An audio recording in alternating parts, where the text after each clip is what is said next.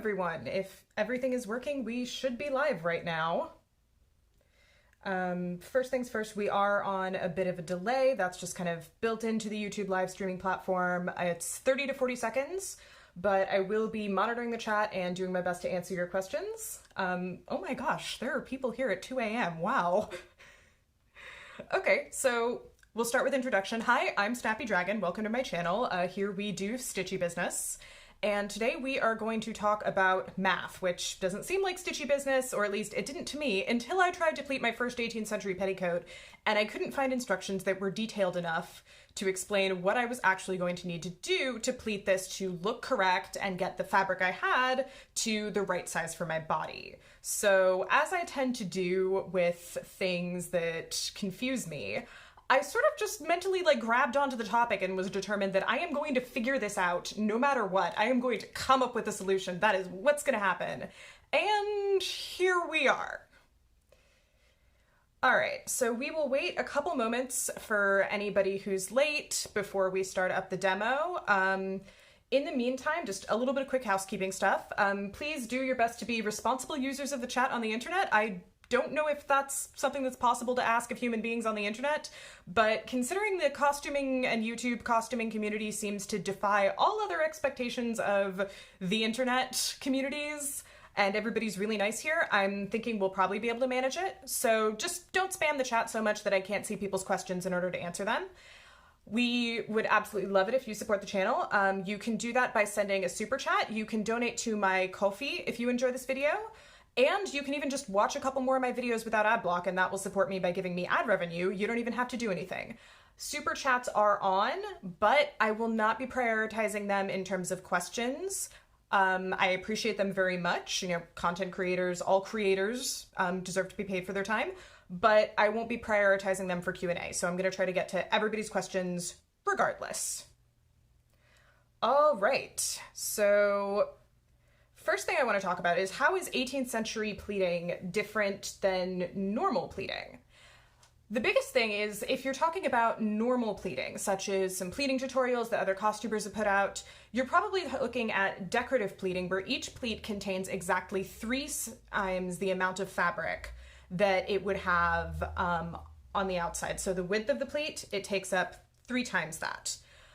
In 18th century pleating, nothing is really that concrete because a lot of times you're trying to take a piece of fabric that's way bigger than 3 times your finished length or way smaller than 3 times your finished length and get it down to a specific length that is already determined for you either by your pattern or your body. So for instance, a petticoat that needs to fit your waist measurement, but you want to fit your whole 54-inch width of fabric into it if you can. So the numbers are very different. It's not just a straight 3 times whatever. There are sometimes also bigger spaces between the pleats. All of these numbers are much more flexible than they would be in the sort of ornamental pleating we see in modern clothing where it's just 1, 2, 3 and everything is even. All right. It looks like we've got everybody here who wants to be here. So I am going to go ahead and get started with the demo. I'm gonna put up something while I adjust my camera, just so you guys are not made dizzy by my camera adjusting footage.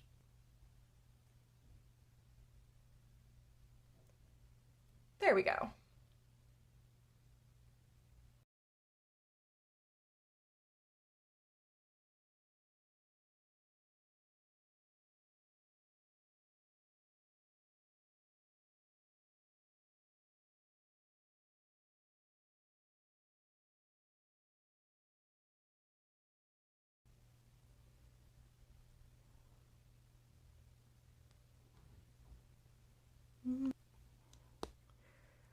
All right, please enjoy this lovely footage of my as of yet completely empty work table. So let's start by discussing what we're going to need to pleat up your fabric or your project. You are going to first need some kind of measuring implement. I particularly like this really big plexiglass ruler. I find this really helpful. I've also been known to use a smaller metal ruler that's a pressing plate. You can use pretty much any measuring tool, but you do want it to be something that's not going to wiggle around if you touch it. Another trick that I figured out rather recently is you can use dry erase markers and mark certain measurements on your ruler if you know those are the ones you need to care about and not any of the others. So this can make it much easier. Like, let's say if you're pleating something up and you know, okay, you need to care about the 1/2 inch measurement and the 2 inch measurement and only those will very quickly draw your eye. So I can mark like that on my ruler. You will want either pins or plastic clips, depending on your fabric. I'm working in silk taffeta, and it does tend to have a little weirdness going on when I pin it, so I'm going to work with the clips. If you're pleating all the way down, or if you're using cotton, linen, wool, fabric that's fine with pinning, pins are good. You will want some kind of marking tool. This is a piece of tailor's chalk. Use whatever suits your fabric. My tailor's chalk broke, so I've just got all these little pieces here. And finally, you will want your project. So here is my petticoat that I'm working on. I've pleated up 1/2 of it off screen just in the interest of time. So we'll save a little bit of time there. I've also creased one edge of it under. So this is already pinked and turned under by 1/2 inch. That's all prepared. And the bottom edge is hemmed because I'm going to level it from the top on the body with my skirt supports. The edges are cut on the selvage, and this silk taffeta happens to have really nice selvages, so I'm able to do that. These panels are just the width of my fabric, so 54 inches wide in this case, by the length that the petticoat needs to be to go over the longest part of my skirt support. On me, that's about 41 inches counting hem allowance. That's going to be different depending on your height, your skirt supports, all sorts of fun things. So that you'll all want to measure out according to you. This is the wrong petticoat panel.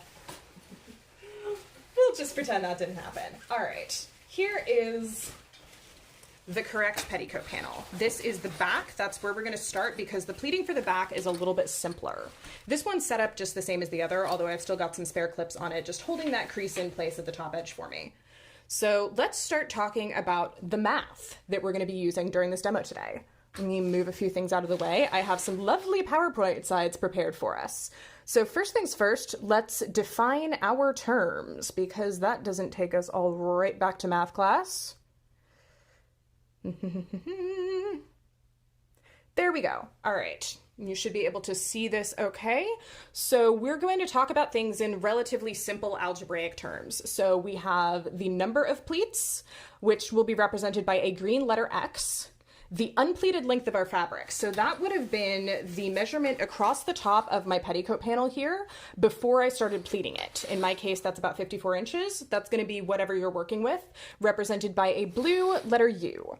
We have the finished length of the fabric once pleated, represented by a red letter F. That is going to be one of your constants. That's going to be determined by the size of your body, by the size of your pattern. So this is basically one of the only numbers in this whole set of math that is not variable. That's just set. There's not really any fudging or flexibility in there. It is what it is. The last number that we're going to be dealing with right away is the size of your visible pleats, or S, represented by a purple S. So that would be, if we take a look at some of the pleats that I've already created on this, that would be the size of this section here that you can see on the outside. Sometimes people just call that pleat width. In sort of modern ornamental pleating, it would be the same on the inside as it is on the outside. But if I flip this to the inside, you can see this is not the same. It's actually bigger on the inside. Apparently my petticoat is a TARDIS. So that's why we have all of these different numbers. So anyways, the size of our visible pleats on the outside is represented by a purple letter S. The way I've written these out, you can always look at the color to figure out if I'm using a number that is, in my situation, say S, it's going to be purple, so you know that's what I'm referring to. All right. Let's move this slide. So before you start running any numbers, you want to be clear on what you are and aren't pleating. So in this case, I'm working with just the straight width of fabric, and my petticoat is going to be open at the top for pocket openings, and it's got a good selvage on it. So I don't have to worry about seam allowance or really much of anything. But if you have seam allowance you need to care about, if you have a box pleat somewhere in this that you need to care about, if you've got a space at both ends, so for instance, if you're pleating a ruffle that has a space represented by S at both ends, then you are going to need to basically subtract that from the relevant numbers beforehand. We'll talk a little bit more about exactly how to do that later. I'm starting with the back of the petticoat because this is just about the simplest example I can start with. The other thing to know about things like petticoat panels is, you know, in 18th century petticoats, generally you'll actually have two sets of pleats. So on the back of this petticoat, to go over the Italian gown, or to go with the Italian gown and over the split bum, we have two sets of knife pleating pointing in towards the center, towards each other at the center back. So these are actually two sets of pleats. They don't get calculated together, meaning that you would think your F, your finished width, is going to be half your waist for one petticoat panel. It's not. It's actually a quarter. All right, so let's move on from this, and let's move on to the basic formulas you would use to start doing your pleating. There are two places you can start. You're always going to need to just kind of arbitrarily pick a number, because that F, your finished length, is the only like set thing that is constant for you. You can't just use one number to figure out all of these other ones. You're going to have to pick something. So you can either choose the size of your pleats, you can choose S ahead of time. That would be based on just how do you want it to look? Like, what's going to be an easy number for you? What's going to give you the look you want? I really like to work with half-inch pleats for 18th century stuff. It makes the math really easy, and I think it looks really nice. But you can choose any number you want, just as long as you're prepared to do the math with it. The other way you can start is you can choose the number of pleats you want to have. So for instance, if you've got a garment where you've decided, I want this to have 14 pleats exactly, then you would need to calculate from that, because that 14 pleats is going to line up with all of your other numbers differently than any other number will. So you're going to have to start from there. The way you calculate these, you either take F, your finished width, the size you need your fabric to be once you pleated it up. If you're picking the size of your pleats, you divide F by S. This will give you X, your number of pleats. If you're choosing the number of pleats you're going to have ahead of time, and starting from there, you divide F, your finished width, by X, your number of pleats, and that will tell you S, the size your pleats need to be on the outside. All right, we will move on from this.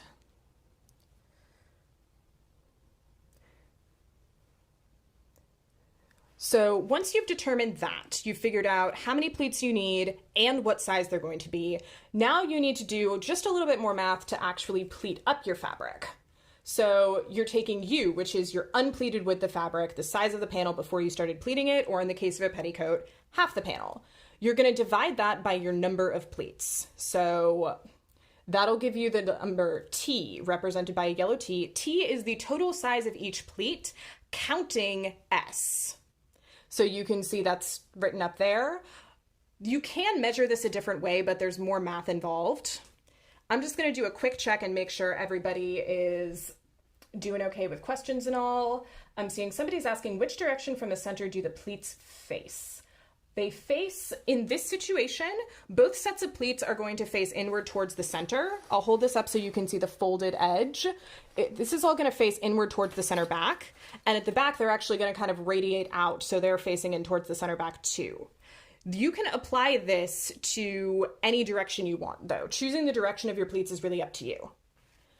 All right, so we've divided U by X, we've divided our unpleated length by our number of pleats, and that's going to get us the full size of each pleat, counting S, the space that's going to be visible from the outside. Let's move on from this, and let's actually start on with some real-world applications. So this is when I'm going to actually start pleating a petticoat for you. All right, here is the math we're going to use for the back panel of my petticoat. I know it's a lot on screen at once. The finished panel needs to be 13 inches wide total. So the back half of my waist, that's 13 inches. I saw somebody just ask only a quarter. Yeah, we're about to talk about that. It's two sets of pleats. So each half of this petticoat is going to be pleated in the opposite direction. So I'm going to be making pleats here that face in towards the center back. And this side is pleated also to face in towards the center back. So that change in direction essentially splits the panel in half. I'm seeing somebody is asking about knife pleats versus box pleats. This math only applies to knife pleats.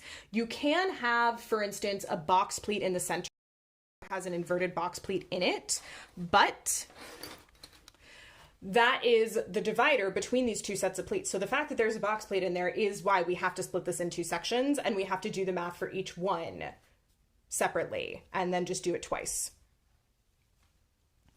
All right, so It's 2 sets of pleats. For each one, F equals 6.5 because my waist is 26. This panel needs to be 13 inches when everything's said and done. I'm going to use 1/2-inch pleats. I like them. They make the math easy. So we're going to divide 6.5 by 0.5. You can plug that into your calculator. Dividing by a decimal is kind of weird. I don't exactly know why the math works the way it does. Anyways, you can plug those numbers for your petticoat or your piece of fabric into your calculator, and that will tell you the number of pleats. You can also flip things the other direction. If you know how many pleats you want, you can start there and you can divide F by X, and that will get you your size of pleats. So my 54-inch white fabric is going to get divided in 2. That's going to get us, move this out of the way for clearer reading. U is going to equal 27. So we're going to divide 27 by 13, and that's going to get us 2.076 blah, blah, blah. The decimals went on forever. We'll finish this, and then I'll get to a couple more questions.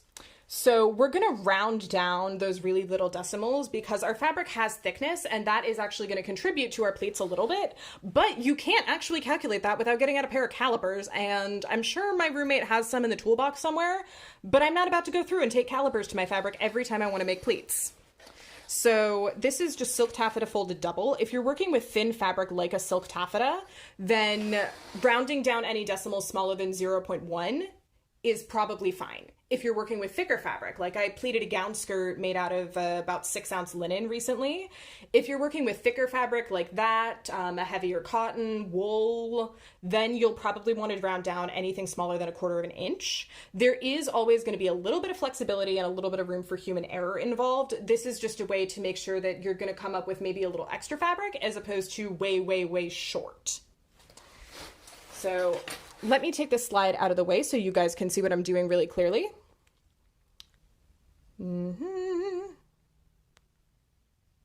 All right, let me try to get to those questions and then we're going to start pleating. Why do I change the direction that the pleats are facing? Let's see, because we want them radiating into towards the center back. It's just aesthetic. You don't have to change the direction, but this is just how 18th century petticoats from the period that I'm making a petticoat for were constructed. It does happen to look really, really nice over the skirt supports of the time and with the gowns of the time. I just think it looks really nice, period. But it's for reasons of historical accuracy and aesthetics. Let's see, what is the difference between a knife pleat and a box pleat? Oh, I'm so glad you asked. All right. So box pleats are what happens when you basically take 2 knife pleats and you do them in different directions immediately. So I have some box pleated trim made of the same fabric that I made for the same gown. You can see these pleats create these boxes if I put them here to show you. So this is a knife pleat and then another knife pleat facing the opposite direction. These work completely differently.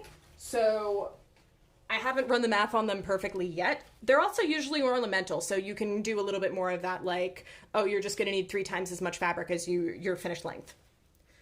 Perfect, okay, so, yes, math does work the same for metric. A lot of things about this might actually be easier if my brain operated in metric, because then it's like, oh, you can go down to, 7 millimeters or something like that, a lot more exact than you can in inches, so you can use slightly more precise measurements. All right, so we are going to get pleating. So we've got all of that math that we already worked out. Let me take off some of these spare clips. So I've got all set up with my ruler, some of my clips, my chalk for marking, and the 2 measurements that I'm going to be using to create my pleats. We determined each pleat is going to have a total of 2 inches fabric, so let's mark that 2 inch, and each pleat is going to be a 1/2 inch wide on the outside. See, I'm going to be going in, I'm going to be pleating towards this way. So how will I want to mark this? Let's actually mark that 2 inches. We'll mark a 1/2 inch from that 2 inches, and then I'll know that the edge is where I'm going to be doing that. So do I want to flip things around? Yeah, let's flip things around and make it just as easy as I can possibly make it for myself.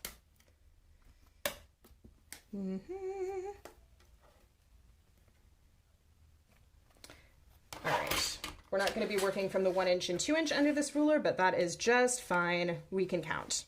So there's a 1/2 inch from the end of the ruler, and then there's 2 inches from the end of the ruler right there. Hope everyone can see those marks. Okay, so here's my center back. It's actually just hidden in this pleat here. So I'm gonna line my fabric up with my ruler, line that center back up at the end of the ruler, take my tailor's chalk, and I'm going to mark first my 1/2 inch, and then I'm gonna mark my 2 inches. To start creating my pleat, no, actually, no, the first one's always different. So we'll actually literally scratch that out. The first box pleat in this, because I'm just doing that center back, is going to be straight to the center back. So I'm literally just going to take my 2 inch mark, pleat right there. One of the reasons we don't need to do any additional math like subtracting extra pleats is with this, we don't actually have a pleat at both ends, we have a fold at both ends. So now I don't have to do anything different. I'm in the middle of my row of pleating. I will line this up, the edge of my last fold, with the edge of the ruler, and I'll mark that 1/2 inch. Hope we can see that there. Then I'm going to mark, not from that 1/2 inch mark, but from the starting mark, so from that center back where I started, or from the fold of the last pleat, that 2 inches. If you mark from your previous mark, then you're going to have to go through and basically subtract S, the size of your visible pleat, from T before you determine your markings, and that's just extra math to do. And while it may seem like I am here to make things more complicated than they need to be, I'm actually not. So we are gonna fold those 2 marks to each other. Be as exact as you can. There's always gonna be some human error in this process, but it's part of it.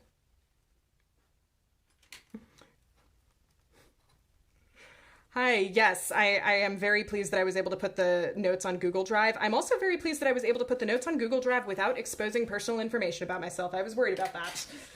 All right, so we're gonna continue pleating. Remember, line up the previous edge of the fold with, gonna have to move this clip, with the edge of the ruler, mark your visible pleat size, my 1/2 inch, and your T from that fold, so 2 inches. Pleat them to each other just by folding the marks together. Get everything nice and straightened out and pop a clip on it. If I was working with a fabric that took pinning better, I would be using pins.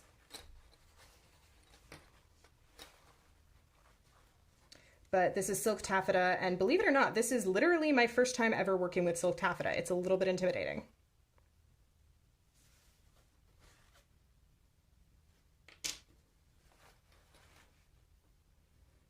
My gosh, this just flagged somebody's message for putting formulas in the chat. Wow. YouTube, you're a little bit too on it. I've let your message through so we can actually see you're typing up the formulas now.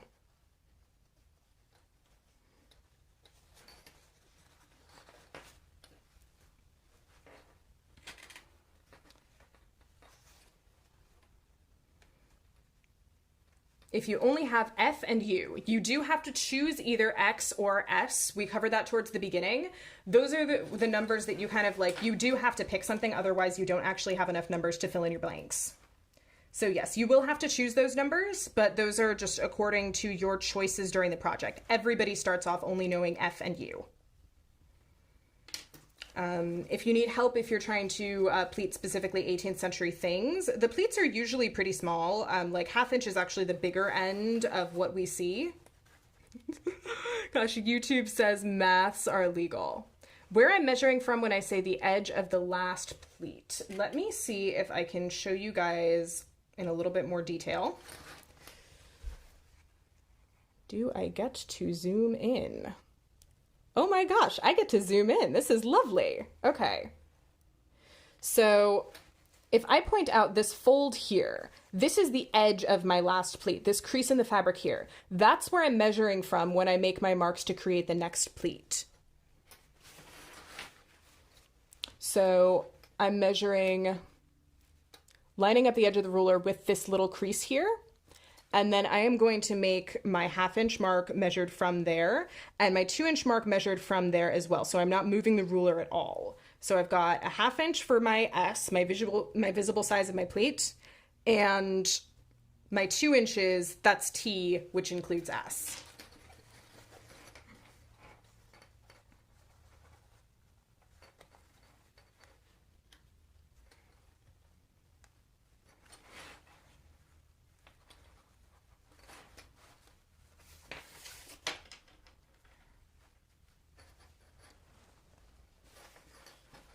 And we do have a whole other half of the petticoat to pleat, so I'm just keeping an eye on the time. I don't want this demo to go on for more than an hour because I will get tired of standing, you guys will get bored, nobody will be happy. Did 18th century under petticoats end up being the same size or bigger than 1/2 inch? I do not actually know for sure. My under petticoat has 1/2 inch pleats, but they're not as precise as this. I pleated using the divide and conquer method. Is it easier to pleat from the inside or the outside? I always pleat from the outside because then you can actually see what you're doing. These pleats are going to overlap like crazy on the inside. They're going to look completely different on the inside. So I would always pleat from the outside because you want it to visually look nicest from the outside. So you really want to be able to see what you're doing. Like if you flip these pleats around, they're totally different sizes on the inside. There's all sorts of stuff going on in here. Is there a particular reason I'm not marking the whole thing before pleating? I could do that, but this lets me just get it all done in one go.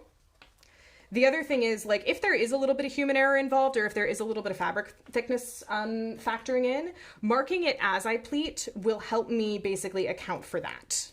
So, like, I can fudge it a little bit if fabric thickness messes with my pleating. If I'm marking it as I go. If I'm marking it all beforehand, then I don't have that flexibility in my process. Let's unzoom a little bit. Can we get a look of the folds from the top? Yeah, let me see if I can hold my hands this way so you can see me pleat like this.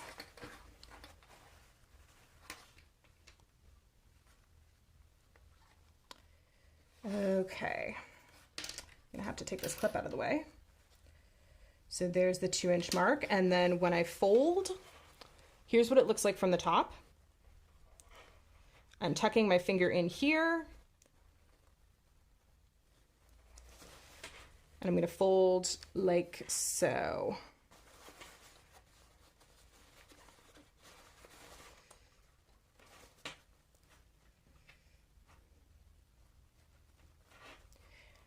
I bought these clips from a large, basically, our favorite large online big box retailer that I don't like directing business to when I don't have to, but I needed them fast for a project.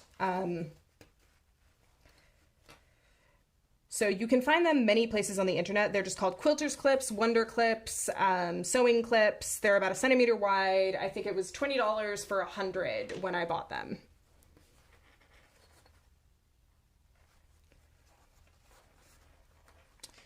And I see someone's asking whether I discussed them.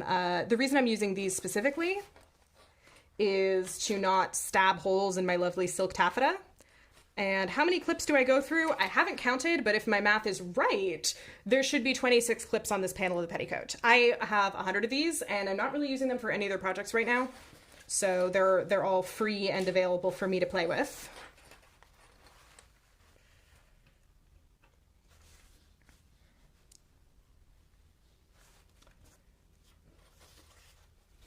Yeah, the Clover brand is expensive. There's a reason I bought these on the internet. Because when you need a ton of them for things like this pleating, you can't afford to buy just like the little tiny Clover packs. You need bulk.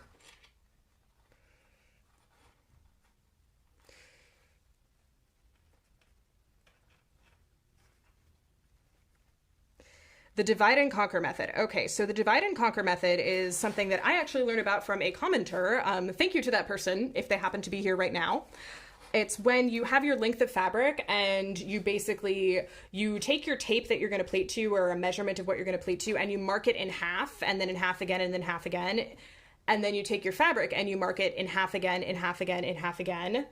And then you pleat according to that. That doesn't give you kind of the level of control of this does, because if you're just marking half, half, half, you're only going to get numbers that you get by doubling. So 2, 4, 8, 16, etc. And if you would need a different number of pleats of your preferred size to get to the finished measurement you want, then that's not necessarily going to work out for you. It's a little bit squishier. If numbers really aren't for you, or if you just want to sit down and pleat something without having to think about it too much, then absolutely go for it. I pleated my under petticoat that way. But when I'm going for precision, like something that I really want to be like pretty and I want to carefully calculate it and I want it to look exactly a certain way, then I do the math.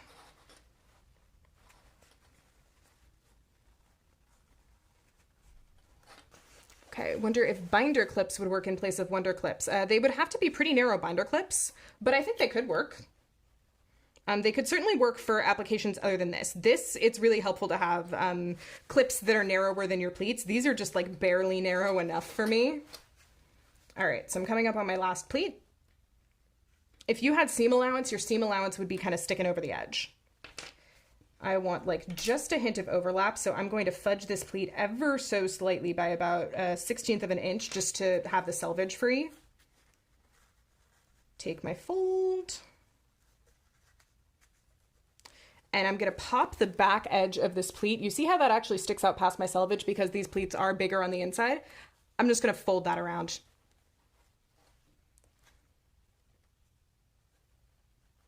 And we're actually running beautifully on time. So here's what my finished petticoat panel looks like. If I measure this, it's going to come in around 13 inches. Yeah, we're at 13 inches. Looks real good. Do I hand sew or machine stitch my pleats? I like to hand finish when I can. So once I'm done with this petticoat, I'm actually going to try to hand stitch this all to a tape tomorrow because this petticoat is for my gala gown. Like I can't help but put pressure on myself apparently. Let's see, who else has questions? Let's see, clothespins might be narrower. Clothespins I feel like are about 1 centimeter wide, although I feel like that would be a lot sticking out up here. Yes, they are flat on the back side, these clips, so they do sit nicely with the machine, although they can't go under the machine foot the way pins can if your machine will sew over pins. Fork pleating can absolutely work well for divide and conquer, yes. All right, so we're going to move on to the other side of the petticoat. This is going to be a little bit quicker because if you've seen the fronts of 18th century petticoats, they generally have a wide box pleat in the middle. So we're going to need to run some extra numbers. When I say wide box pleat, are people familiar with what I'm saying? Well, I guess you guys wouldn't be able to tell me immediately because delay. But it's kind of that flat section before the pleat starts at the front of your petticoat. I'll go grab a picture if people need. So this petticoat is also pleated up half, but there's fewer pleats.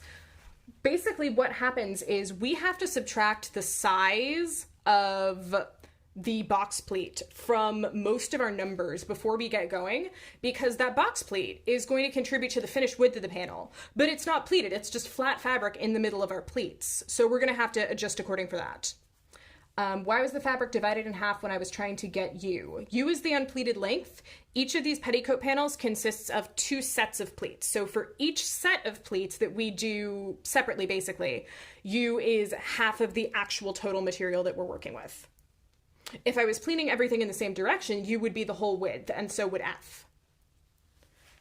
All right, so let's go ahead and toss a slide with the math for the front panel of my petticoat up. All right, move everything out of the way so you can see this nice and clearly. So for the front panel of my petticoat, my box pleat is going to be 5 inches wide. For my size range, the guideline is to have 5 or 6 inches if you're wearing it with a gown, 3 or 4 inches if you're going to wear it with a jacket or if it's an under petticoat. I'm a pretty small person. I have a 26-inch waist. I'm 5'2", so my size range is on the smaller end. If you're working with a bigger or smaller size range, so like children's plus sizes, you'll want to scale that measurement to what you think suits you. Anyway, so that 5 inches is going to get factored in. We're dividing everything in 2 sets of pleats because they point in different directions. We can't calculate pleats pointing in different directions together. I'll get to questions for this in a moment. So again, we're going to divide everything by 2. Normally that would be the same 27 and 6.5 measurements that I used before. My waist and my fabric width have not changed. But because of that box pleat, I have to subtract half of that from my unpleated fabric because it's going to take up some fabric, and my waist measurement, my F, because it's also going to take up space on my body. So we're going to subtract 2.5 from 27, which is U, and 6.5, which is F.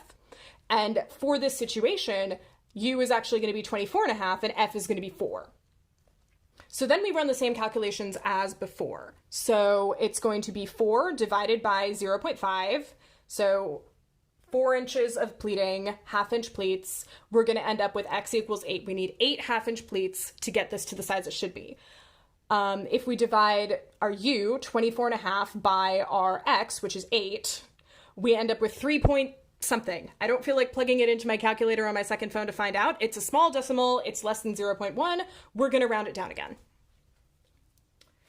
Let's see. Now I can get to questions. How much seam allowance do I leave when sewing the pleats down? I'm not actually going to turn these under. I'm just going to fell these to a tape. I would probably leave like a little seam allowance if I was going to like sew them to binding and then flip the binding over. Yes, petticoat in historical costume is the skirt, especially during this time period. During the 18th century especially, skirt is petticoat. Take a quick water break while I wait for questions to keep up.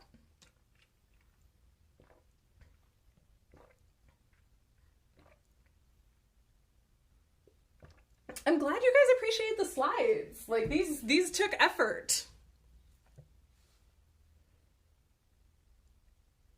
Oh, I'm so glad this makes sense to you. Yeah, I did not expect this to make sense to me. I did not expect to be somebody who enjoys applying math to my sewing, but I had this realization that, in fact, I do actually like math when it's presented to me in a way that's actually useful, as opposed to a purely academic setting outside of the real world. Do I think that a pleat board would help me speed up? Possibly.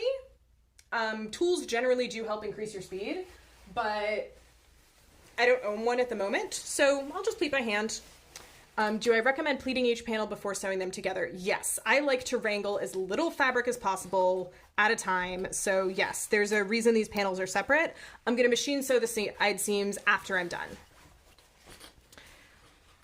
Can I post the slides too? The notes are covered in the Google Doc, but I can put the slides up as well. I'll have to figure that out, but I'll try to get at them to you guys after. Okay.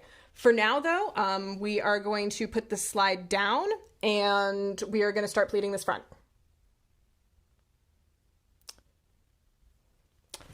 All right, so this is the section I've already pleated. My center front is already marked on here. Let me just strengthen this mark a little bit so I know where I'm starting from. There we go. Okay, so there's 2.5 inches. My pleats for this are going to be 1 and 3 inches. So let me just rub this 3-inch mark, sorry, 1/2 inch and 3 inches. So I'll keep my 1/2 inch mark for my S, my visible pleat size, but I'm gonna make a new mark for 3 inches. That's my total pleat size.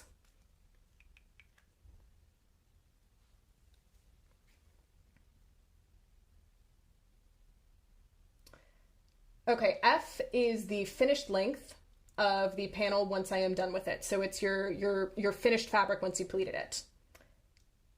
How did I discover this magic maths? Confusion and stubbornness. The reason I hit upon this is I was reading all of these instructions when I was making my first 18th century gown.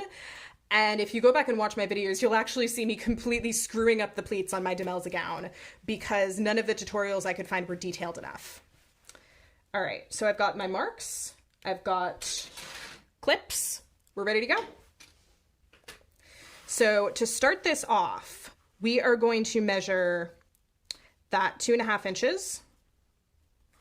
Let's just make sure this is coming up a good 5 inches in total to the first pleat. Let's see, 1, 2, 3, 4, 5.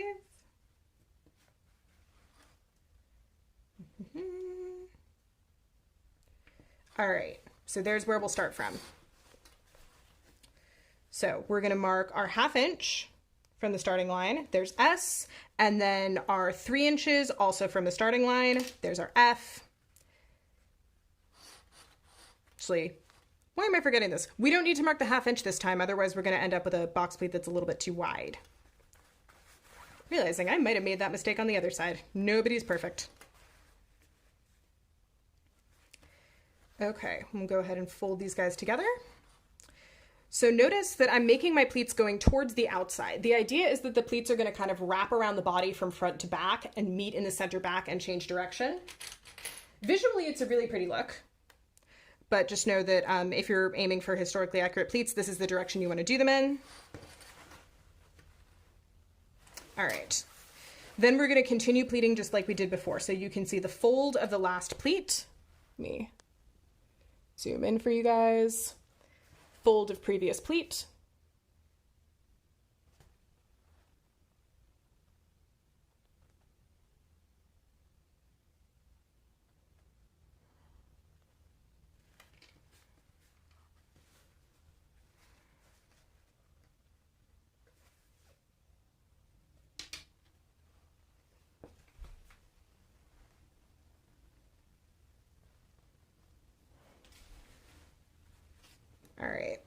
My live streaming software just did something exciting. Can you all let me know that you can still hear me, please?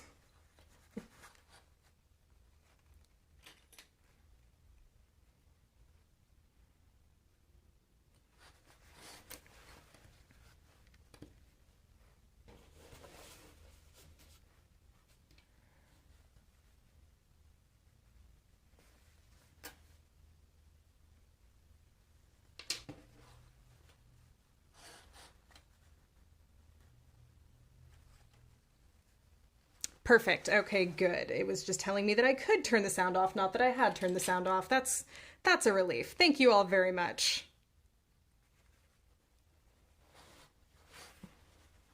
Seriously, I don't know how CosTube does it. We have like basically the kindest, most helpful comment section and community of anywhere I've seen on the internet. Like I've seen us compared to makeup YouTube, and I'm just like, if that's your standard, this is unbelievable.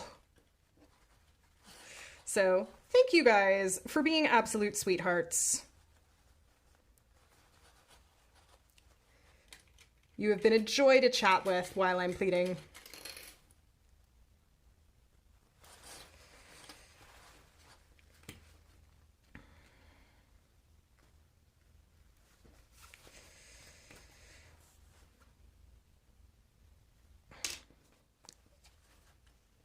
Because it takes patience to sew, quite possibly. Absolutely. And I do think there's also kind of this understanding here that like we all make things, we're all creative people, we all know what it's like to have one of your creations go wrong. So like we know we're human beings. And that goes for both the costumers, the people who are interested in costuming, the people who do YouTube, everybody here.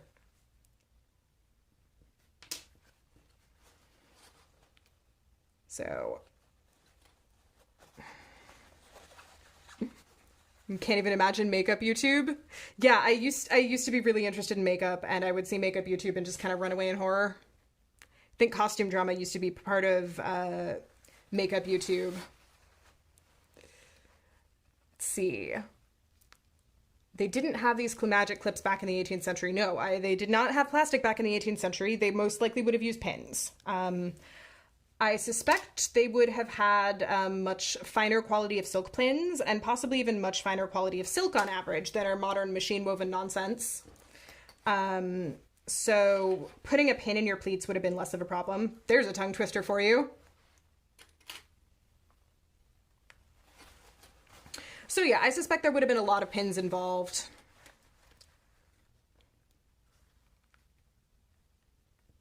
And in like the American Duchess book, all of the real like full-on original process stuff I've seen, they do use pins. Do I measure the 2.5 inches from the center to the edge of the first pleat? Yes, that is where I measure to.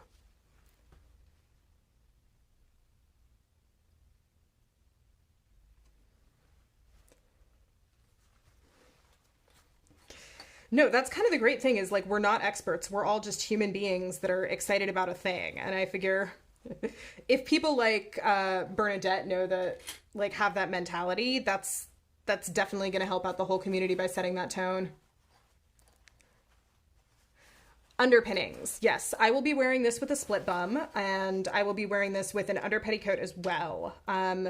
There are a couple different ways you can do this, especially if you're wearing it with an Italian gown.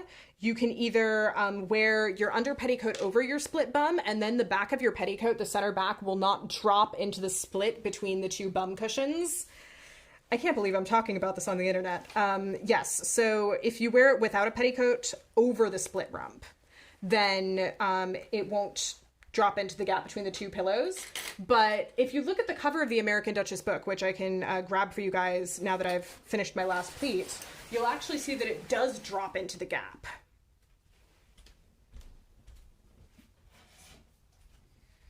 So if we take a look at the book here, this is dropping right into the gap, and this is the same style of gown that I'm going to be wearing this petticoat with. So you can wear it with your split rump, or even just a roll or another kind of false rump, and a petticoat either under that or over that. Just going to put this back on my bookshelf. I'll do a couple more questions, and then I'll show you kind of the finished product. Let's see. Would pin marks have been the norm? It's possible.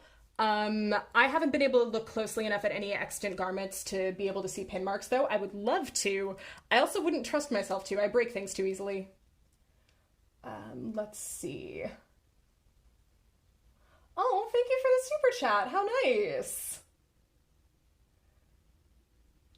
Okay, let's see. Will I iron these pleats after? I'm gonna try to avoid it because I've noticed the finisher on this particular silk taffeta seems to unstiffen with ironing, even dry ironing. It really, really doesn't like water. Like I splashed a drop or two of water on a piece that I wasn't gonna use just to see what would happen, and it hated it. Like all of the stiffener came out and it basically stopped being the crisp, papery taffeta and just became really like soft, drapey silk. Still beautiful, but not my goal. Do I have to account for the excess with the split bum or the pocket hoops to add when making pleats? Not necessarily when making pleats, because this is still going to come into your waist and then it's going to flare out from there. You do need to make sure that your panels are wide enough, the unpleated length, and that they're long enough for the vertical difference going over your skirt supports. All right, there's a bit of a lull, so I'm going to show you guys the finished front panel and what this looks like. Can everybody see? So I've got this flat area in the middle and I've got the two sets of pleats on either side. And because of the change in direction, I've got those two sets. So where I'm going to take this from here is, like I said, I'm going to try not to press this because I don't think the fabric's going to like it very much. What I will do, especially on the front panel, is try to organize these creases as neatly as possible and maybe even toss some extra clips in or, God forbid, some pins to secure them like this, because I'm going to level this on the body, meaning the front. The waistline's not going to be here at the top. It's going to be more like here. Then once I've done all my leveling, I'm going to go through and stitch all of this down to a tape by hand. Hopefully I'll have time for that. I personally like to have not visible machine stitching on my costumes before the 1850s or so, but if it has to happen, it has to happen. Like I said, this is technically my gala gown. All right, I'm gonna get to the rest of the questions. Oh, that's so nice, hitting the thumbs up button. Thank you all so much. I'm glad you're enjoying.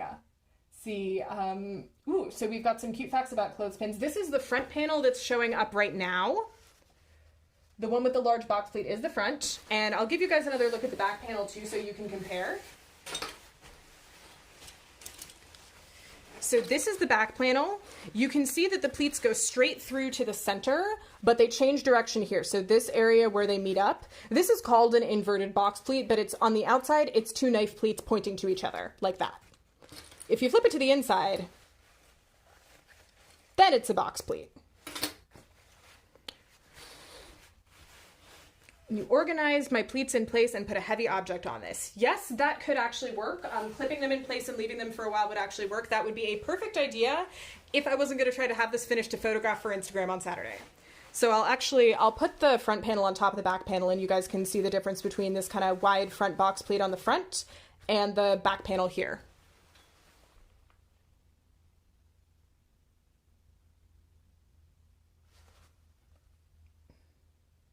Thank you. I'm glad you think it's looking clean. Yes, I certainly had to do enough practice on the gown that is going to go with this. How do I keep the pleats looking a few inches down? I could measure again. Chances are I'll just eyeball.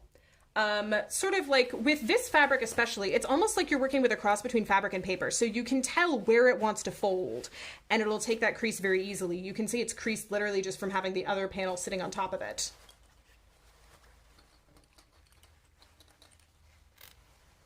Remembering which is flipped or not, yes. The fact that it made my head spin is why I wanted to come up with this tutorial for you guys.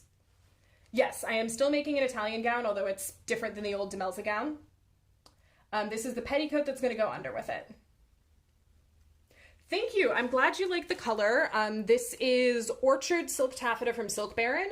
It's not quite a perfect match to the embroidery on my gown fabric, but it's as close as I could get with like local fabric stores being shut and the one shop that had a perfect match needing $50 shipping to get it to me.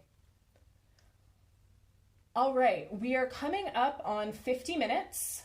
We have just turned 50 minutes right now. I think we've discussed just about everything we want to discuss, except for the math for situations where you're pleating a cap ruffle or something where you have a space at both ends. So that math gets pretty different, and I'm going to go over that really quickly before we end. Put these panels aside. You'll have this nice clean white background that is my work table again. So if you're pleating something that has a space at both ends, that space counts towards your finished length, but there's no fold, so you don't have to worry. So you're not taking up fabric with that pleat. It's like you have half a pleat, only the space. So the math for doing that is, here we go. So let's say you're pleating a cap or a piece of trim, like a ruffle with knife pleats, and you're gonna have a space at both ends.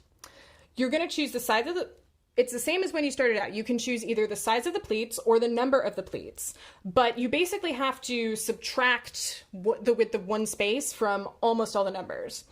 So you would plug into your calculator your F, your finished width, to subtract S before you do any other math. So that's why it's in parentheses. Then divide that by S, your pleat width, and that will give you your number of pleats. The other way to do that, if you know the number of pleats you want, is divide F by X minus 1. So take your number of pleats, subtract 1, divide F by that number, and that will give you the size of your pleats. So that extra space, basically, it counts towards F, your finished length, and U, it takes up your original fabric, but there's no extra fold. So it doesn't count towards anything else. All right, let me go through and try to get to the rest of questions. I'm glad you guys are excited to see the finished product. This petticoat is going to close with ties. It's going to have a piece of twill tape front and back, and I'm going to tie the back half around my waist, then overlap the front half and tie that behind me. Wrinkles were a problem, but irons existed. My God, there's so many compliments. I don't know how to say. How much differs with gathers from pleats? Gathers are so squishy, they don't really have math. You can gather something double, but there's, other than sewing your gathering stitches, measuring it, and then gathering it down to half its size, that's really all. There isn't a specific gown this is based off of. I'll have some more info on the gown this is going with.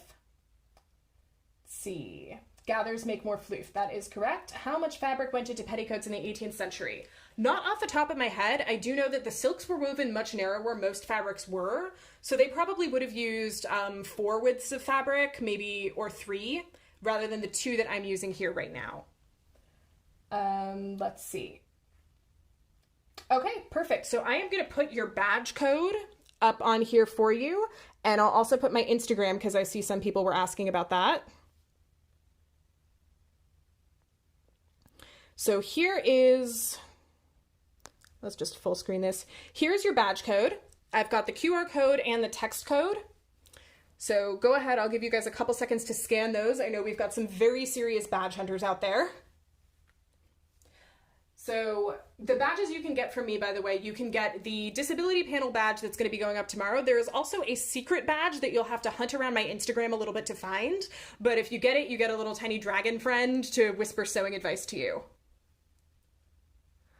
All right, hopefully everybody's got the badge code right now. So I'm going to take this off screen. This live will be staying up. So if you haven't managed to get the badge by now, you can go back and grab the code.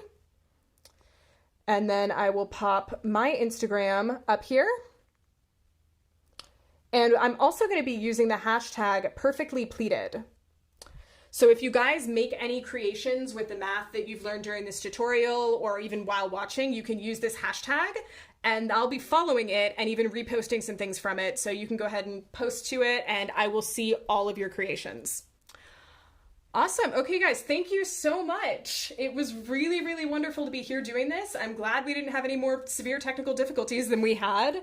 Thank you all. I am so excited for the rest of CocoVid. You guys have been a wonderful community to be part of, and I will see you all next time.